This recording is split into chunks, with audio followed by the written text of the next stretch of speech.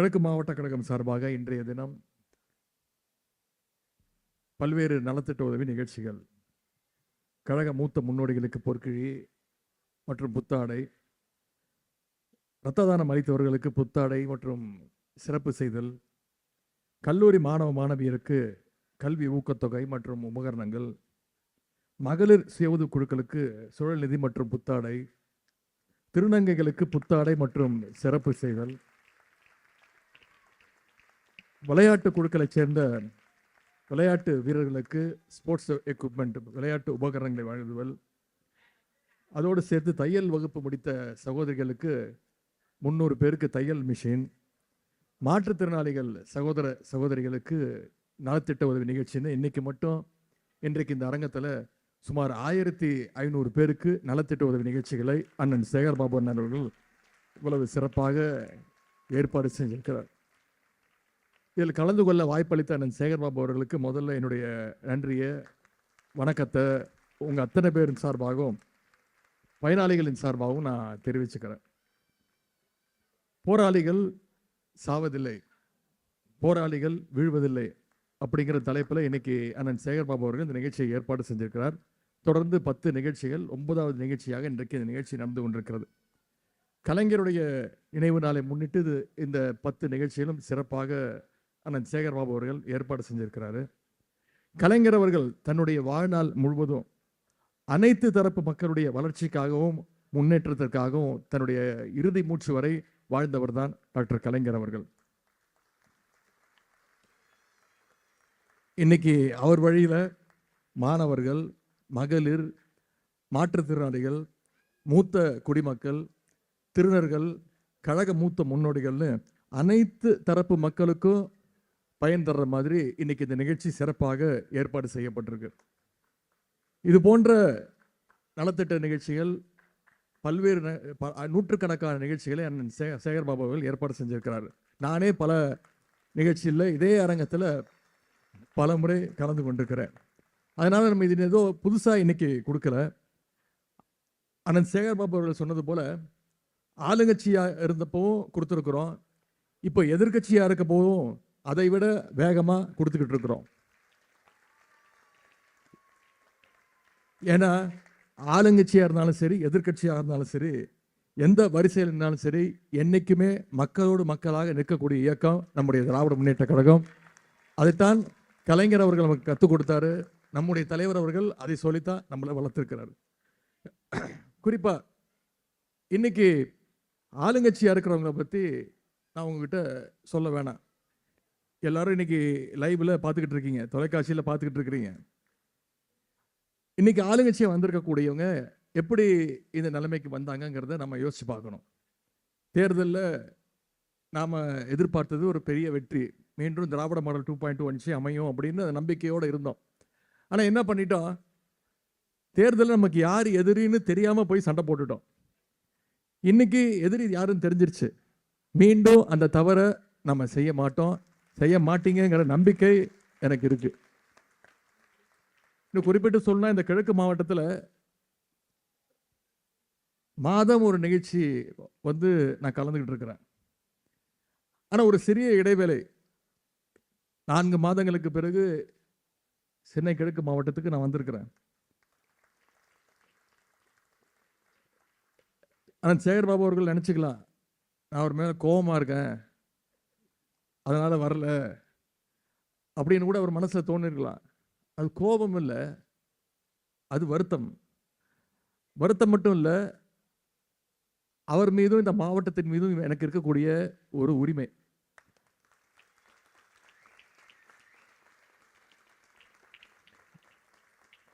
எத்தனையோ காரணங்கள் சொல்லலாம். வெற்றி வாய்ப்பை நாம் இழந்ததுக்கு எத்தனையோ காரணங்களை நம்ம தேடி கண்டுபிடிச்சிடலாம். சினிமா மாயை, கவர்ச்சி, இளம் தலைமுறையினர் சோஷியல் மீடியாவிலையும் ஃபோன்லையும் முழுக்க முழுக்க ஒரு கவர்ச்சியால் ஈர்க்கப்பட்டு திராவிட மாடல் அரசுடைய திட்டங்கள், நம்முடைய தலைவருடைய திட்டங்கள்லாம், சாதனைகள்லாம் போய் இந்த இளம் தலைமுறை போய் சேரல, அதனால இந்த வெற்றி வாய்ப்பை இழந்துட்டோம். இப்படி எத்தனையோ காரணங்களை சொல்லி நம்மளை நாமே சமாதானப்படுத்திக்கலாம். எவ்வளவு யார் என்ன சொன்னாலும் கொளத்தூர் தொகுதியுடைய வெற்றியை தோல்வியை, வெற்றி வாய்ப்பை இழந்திருக்கிறோம். கொளத்தூர் தொகுதியுடைய தோல்வியை நம்மளால ஏற்றுக்க முடியுமா? அந்த தோல்வியை தயவு செய்து யாரும் மறந்துடக்கூடாது. அது நமக்கெல்லாம் ஒரு மிகப்பெரிய ஒரு பாடமாக நம்ம எடுத்துக்கணும், மனசில் எடுத்துக்கணும். அடுத்த தேர்தலில் நிச்சயம் அந்த தோல்விகளை எல்லாம் மிகப்பெரிய வெற்றியாக மாற்றி காட்ட வேண்டும்.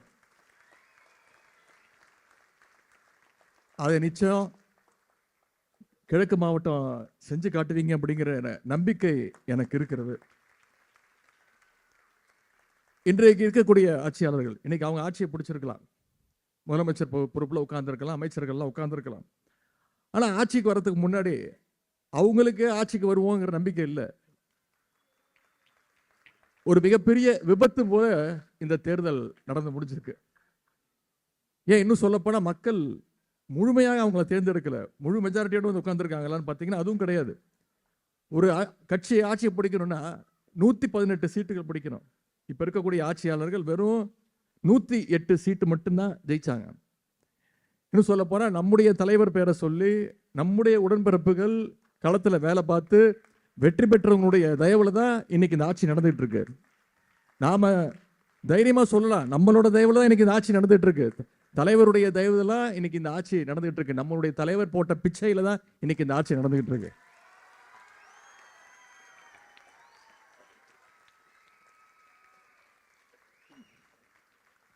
வெற்றி வாய்ப்பை இழந்திருக்கோம். எத்தனை சதவீத வாக்கு வித்தியாசம் தெரியுமா? வெறும் 3% வாக்கு வித்தியாசத்தில் வெற்றி வாய்ப்பை நம்ம இழந்திருக்கிறோம். எப்படி ஆட்சியை பிடிச்சாங்க? ஆட்சிக்கு வந்தோடனே தொலைக்காட்சியில் பார்த்தீங்க தொடர்ந்து என்னென்ன நடந்துச்சு. தினமும் பனிஷ்மெண்ட் மாதிரி கவர்னர் போய் சந்திச்சுட்டு வந்துட்டு இருந்தார். இன்றைக்கு இருக்கக்கூடிய முதலமைச்சர் போய் இன்னைக்கு கூப்பிடுவீங்களா, நாளைக்கு கூப்பிடுவீங்களா அப்படின்னு கேட்டுக்கிட்டே இருந்தார். ஏன்னா நம்பர்ஸ் இல்லை. அதன் பிறகு அதிமுக இருக்கக்கூடிய சில தலைவர்களுக்கு, சட்டமன்ற உறுப்பினர்களுக்கு தொடர்ந்து சோஃபா போச்சு. சோஃபா பின்னாடியே முதலமைச்சர் போனார், வால் பிடிச்சிட்டு போனார்.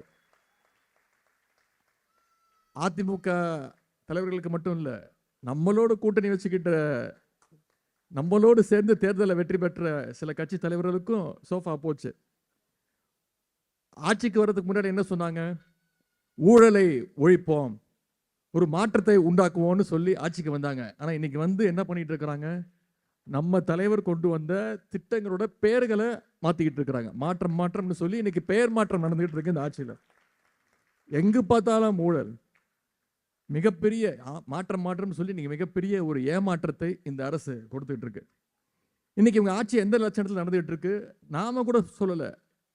அவங்களோட கூட்டணி வச்சிருக்கக்கூடிய, ஆதரவு கொடுத்திருக்கக்கூடிய கம்யூனிஸ்ட் இயக்க தோழர்கள் அவங்க இன்னைக்கு குரல் கொடுக்க ஆரம்பிச்சிருக்கிறாங்க. இந்த ஆட்சியுடைய அநியாயத்தெல்லாம் பேச ஆரம்பிச்சிருக்கிறாங்க. தமிழ்நாட்டில் எங்க பார்த்தாலும் இன்னைக்கு சட்டம் ஒழுங்கு எந்த நிலைமையில் இருக்குன்னு உங்களுக்கு தெரியும். இன்னும் சொல்லப்போனா ஆளுங்கட்சியுடைய நிர்வாகிகளே இன்னைக்கு தொடர் கொலை, கொள்ளை, பாலியல் வன்முறையிலும் ஈடுபட்டு வராங்க. ஒரு பக்கம் விவசாயிகள் மிகப்பெரிய வேதனையில் மாட்டிக்கிட்டு இருக்கிறாங்க. இந்த ஆட்சி அமைஞ்ச இந்த 105 நாட்கள் இருக்கும். இந்த 105 நாட்கள்ல அதிகமாக பாதிக்கப்பட்டது யாருன்னு பார்த்தீங்கன்னா விவசாய பெருங்குடி மக்கள் தான். தேர்தல் வாக்குறுதி என்ன சொன்னாங்க? வாங்கின பயிர்க்கடன் அனைத்தையும் தள்ளுபடி செய்வோம், ஆட்சிக்கு வந்து அடுத்த நிமிஷம் எல்லாத்தையும் புரட்டி போடுவோம், முழு பயிர்க்கடன் தள்ளுபடின்னு சொன்னாங்களா இல்லையா? இன்னைக்கு 25வது நாள் ஒரு அறிவிப்பு, படங்களுக்கு, திரைப்படங்களுக்கு போஸ்டர் அடிக்கிற மாதிரி 25வது நாள் ஒரு அறிவிப்பு, 50வது நாள் ஒரு அறிவிப்பு, 100வது நாள் ஒரு அறிவிப்புன்னு முதலமைச்சர் ஃபேஸ் பை ஃபேஸாக அறிவிச்சிட்டு இருக்கிறார். விவசாயிகளுடைய பிரச்சனையை பேசுனதுக்காக என்ன கைது பண்ணாங்க? அரசு செலவில் தஞ்சாவூர் வரைக்கும் என்னை கூட்டிட்டு போய் ரோட் ஷோ நடத்தி காட்டினது தான் இந்த அரசனுடைய ஒரு சாதனை. என்ன மட்டும் இல்லை, மூத்த உறுப்பினர்கள், அமைச்சர் பெருமக்கள், முன்னாள் அமைச்சர் பெருமக்கள்லாம் தொடர்ந்து கைது செஞ்சுட்டு இருக்கிறாங்க. அது மட்டும் இல்லை, இந்த ஆட்சியாளருடைய கண்களை உறுத்துறது இன்னைக்கு இளம் தலைமுறையினர் நிறைய பேர் நம்முடைய தலைவர் பக்கம், நம்முடைய கழகத்தின் பக்கம் ஈர்க்கப்பட்டு வராங்க. ஜென்சி தலைமுறையினர் வராங்க, தொடர் கூட்டங்கள் நடத்துறாங்க. அவங்க மேலேயும் டார்கெட் செய்யப்பட்டு இந்த ஆட்சியாளர்கள் தொடர்ந்து வழக்குகளை பதிவு செஞ்சு அவங்களே கைது செஞ்சுட்டு இருக்கிறாங்க. இதையெல்லாம் எதிர்த்து தான் இன்னைக்கு நாம தமிழ்நாட்டு மக்களுக்காக தொடர்ந்து போராடிக்கிட்டு இருக்கோம், குரல் கொடுத்துக்கிட்டு இருக்கோம். தமிழ்நாட்டு மக்களுடைய பிரச்சனைகளை நாங்கள் சட்டமன்றத்தில் எழுப்பிக்கிட்டு இருக்கோம். ஆனால் அதுக்கு முதலமைச்சர் ஏதாவது ஒரு கேள்விக்கு பதில் சொல்கிறாரான்னு நீங்கள் யோசிச்சு பார்க்கணும். ஒரு அமைச்சரவையில் கிட்டத்தட்ட ஒரு 30 அமைச்சர்கள் இருக்கிறாங்க. ஆனால் இந்த அமைச்சரவையில் பார்த்தீங்கன்னா வெறும் 3 அமைச்சர்கள் தான். எந்த அமைச்சர் கேள்வி கேட்டாலும் இந்த 3 அமைச்சர்கள் தான் பதில் சொல்வது வழக்கம். நான் தொடர்ந்து சொல்லிட்டு இருக்கிறது, அமைச்சர்கள் யாருன்னு எங்களுக்கு தெரியல. ஏன்னா ஒவ்வொரு துறைக்கு ஒரு அமைச்சர் பதில் சொன்னாதான் நமக்கு தெரியும். சட்டமன்ற உறுப்பினர் யாருன்னு தெரியல. இதை நான் சொல்லும் போது கிண்டல் பண்றேன்னு சொன்னாங்க. 2 நாட்களுக்கு முன்பு ஒரு சட்டமன்ற உறுப்பினரே சொல்றாரு, அவையில சொல்றாரு, நான் சட்டமன்ற உறுப்பினர் வெளில நம்ப மாட்டேங்கிறாங்க அப்படின்னே சொல்றாரு. இப்படிப்பட்ட ஒரு ஆட்சி இன்னைக்கு நடந்துட்டு இருக்கு. கேள்வி எழுப்பினா எந்த துறை அமைச்சர்கிட்டையும் அது சம்பந்தமான பதிலே கிடையாது. டைவர்ஷன் டாக்டிக்ஸ் தான், மடை மாற்றுறது. 2 நாட்களுக்கு முன்பு அசம்பிளியில் என்ன நடந்துச்சு பார்த்துருப்பீங்க. முன்னாள் அமைச்சர் செந்தில் பாலாஜி அவர்கள் மின்வெட்டு பிரச்சனை பத்தி பேசிட்டு இருக்கிறாரு. கரண்ட் பில் அதிகமாக வந்திருக்கு அப்படின்னு பேசிட்டு இருக்கிறாரு. ஒரு குற்றச்சாட்டை வைக்கிறார்.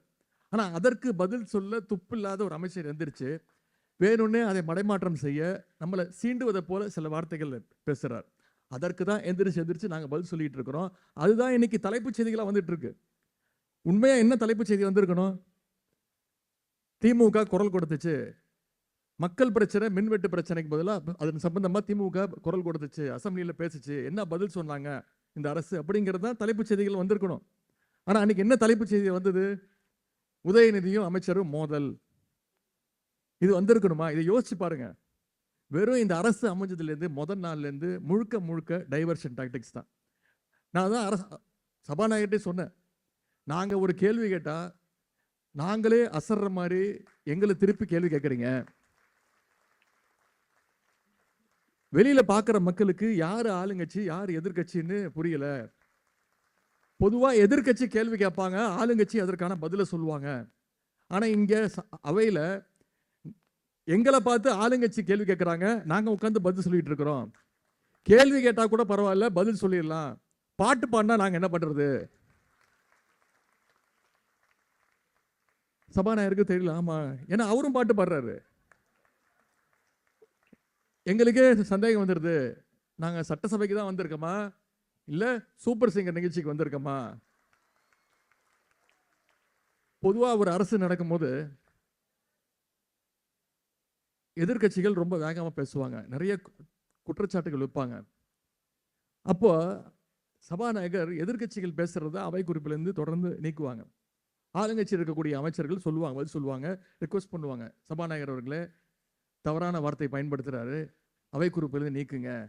ஏன்னா எதிர்கட்சிகள் மக்களுடைய பிரச்சனைகளை போய் பேசுறதா எதிர்கட்சி, அதற்காக தான் நாங்கள் போறோம். ஆனால் இந்த அரசுல என்ன நடந்துட்டு இருக்கு, இந்த சட்டசபையில் என்ன நடந்துட்டு இருக்கு, தயவுசெய்து கூர்ந்து கவனிங்க.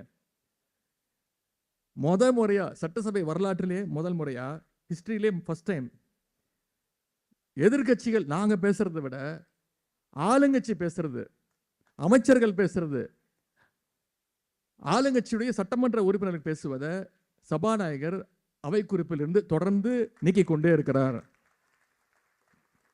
அது மட்டும் இல்லை, பொதுவாக நீக்கும் போது என்ன சொல்லுவாங்க, இப்போ நாங்கள் பேசும்போது சபாநாயகர் நீக்கிட்டாருன்னா நாங்கள் கேட்போம், நான் என்ன தப்பாக சொல்லிட்டேன், அது ஒன்றும் அன்பார்லிமெண்ட்ரி வேர்டு கிடையாது, தயவு செய்து கன்சிடர் பண்ணுங்க அப்படின்னு சொல்லுவோம். ஆனால் இப்போ இருக்கக்கூடிய அமைச்சர்கள் என்ன பண்ணுறாங்க, பேசிகிட்டே இருக்கிறாங்க, பொய் குற்றச்சாட்டுகள் நம்ம மேலே வைக்கிறாங்க, வச்சுட்டு சபாநாயகர்கிட்ட அவங்களே சொல்லிடுறாங்க நீக்கிருங்க அப்படின்னு. இப்படிப்பட்ட ஒரு கேடுகட்ட ஆட்சியை இதுவரைக்கும் தமிழ்நாடு பார்த்ததே கிடையாது. இதில் நம்மகிட்ட சவால் வேற விடுறாங்க. பார்த்தீங்களா, நாங்கள் தான் முதல்ல லைவ் கொடுத்தோம், தேர்தல் அறிக்கையில் நீங்கள் சொன்னீங்க, நான் சொன்னேன் எந்திரிச்சு. முதலாக சட்டப்பேரவை நிகழ்ச்சியை நேரலையில் கொடுத்தது எங்களுடைய தலைவர், நம்முடைய அரசு, திராவிட மாடல் அரசு. 2021ஆம் ஆண்டு ஆட்சிக்கு வந்தோடனே நம்ம தலைவர் லைவ் கொடுத்தாரு. கேள்வி நேரம் ஒவ்வொரு நாளும் 1.5 மணி நேரம், 10 கேள்விகள், ஒவ்வொரு அமைச்சரும் 2-3 கேள்விகள், துணை கேள்விகள் கேட்பாங்க. ஆனால் இன்னைக்கு ஆட்சி அமைஞ்சு இத்தனை நாள் ஆட்சி கிட்டத்தட்ட 4 மாதங்கள் ஆக போகுது. இது வரைக்கும் கேள்வி நேரத்தையும் எடுக்கிறதுக்கு துப்பில்லாத ஒரு அரசு இன்னைக்கு நடந்துகிட்டு இருக்கு. எல்லாத்தையும் நேரலையில் கொடுக்குறது. நாங்கள் நேரலையை நிப்பாட்டணும்னு சொல்லவே இல்லை, லைவ் டெலிகாஸ்ட்டுக்கு அகெயின்ஸ்டாக நாங்கள் பேசவே இல்லை. கொடுங்க, தயவுசெய்து கொடுங்க. ஆனால் உங்களுடைய அமைச்சர்களை கட்டுப்படுத்துங்க. உங்கள் அமைச்சர் சொல்கிற வார்த்தையை, சொல்லுகின்ற குற்றச்சாட்டுகளை சபாநாயகர் கட்டுப்படுத்தணும். ஏன்னா இஷ்டத்துக்கு பேசிடுறாங்க. எதற்கெடுத்தாலும் நம்மளை குறை சொல்றது. நம்ம ஏதாவது ஒரு கேள்வி கேட்டால் அவங்க வந்து என்ன தெரியுமா சொல்றாங்க, உடனே திமுக ஆட்சியில் இது நடக்கலையா, ஏங்க எங்க ஆட்சி மேல குறை இருக்குன்னு தானங்க உங்க மக்கள் இன்னைக்கு மாற்றம்னு சொல்லி கொண்டு வந்து நிப்பாட்டி வச்சிருக்கிறாங்க, உட்கார வச்சிருக்கிறாங்க. அதற்கு பதில் சொல்லுங்கன்னா அதை மடைமாற்ற வேண்டியது. இதை தொடர்ந்து இந்த அரசு செய்து கொண்டிருக்கிறது.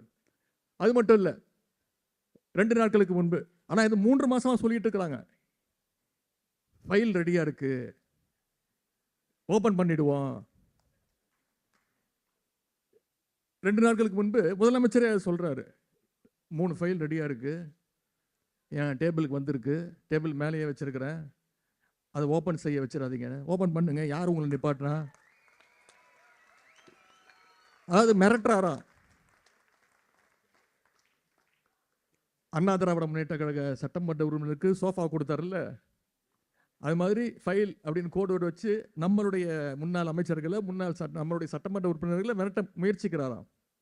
நான் அதான் உடனே வெள்ளிக்கிழமை அன்னைக்கு நான் போயிருந்தேன், அவர் அன்னைக்கு பேசும்போது நான் அவையில் இல்லை. அடுத்த நாள் நான் போயிருந்தேன், அவர் அவைக்கு வரல. அதன் பிறகு அடுத்த நாள் நான் காலையில் போயிட்டேன். நம்முடைய அமைச்சர்கள்லாம் பேசுங்க, நான் சொன்னேன் ஃபைல் மேட்டர்னு ஒன்று சொல்லியிருக்கிறாரு முதலமைச்சர், அதை பற்றி பேசணும் அப்படின்னு.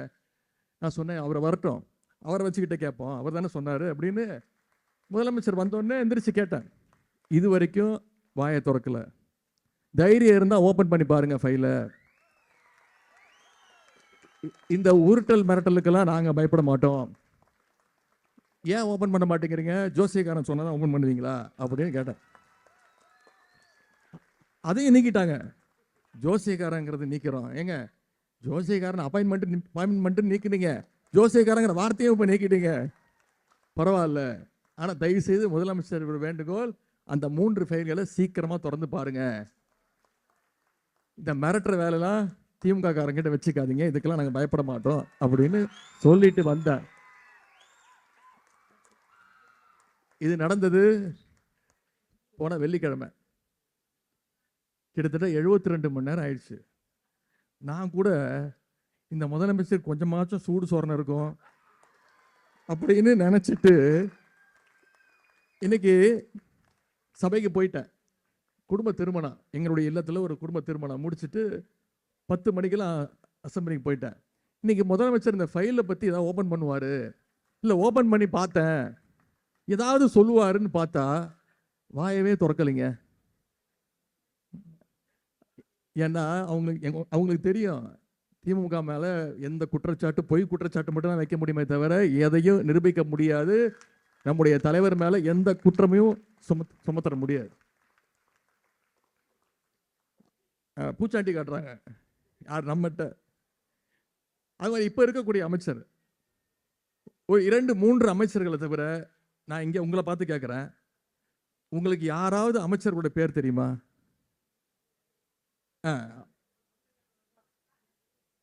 அது போற இடத்துலலாம் பட்டப்பேர் வச்சு தான் கூப்பிடுறாங்க. பட்டப்பேர் சொன்னாதான் இன்னைக்கு எல்லாருக்கும். பிளாக்ல லாட்டரி டிக்கெட் விற்கிறது ஒரு அமைச்சர், முறுக்கு அமைச்சர், திருட்டு விசிடி வைக்கிற அமைச்சர், உருட்டுக்கட்ட அமைச்சர், சங்கி அமைச்சர், இப்ப அவர் ஃபேமஸ் ஆயிட்டாரு, சங்கி அமைச்சர், பவுடர் அமைச்சர்,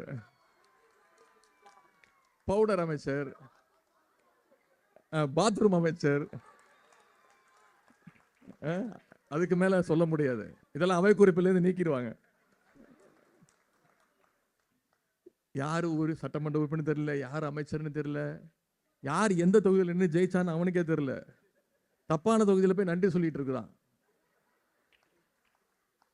எங்களுக்கு மட்டும் இல்ல, அங்க உட்கார்ந்து இருக்காருல்ல முதலமைச்சர், சத்தியமா அவருக்கும் தெரியாது, வாய்ப்பே கிடையாது.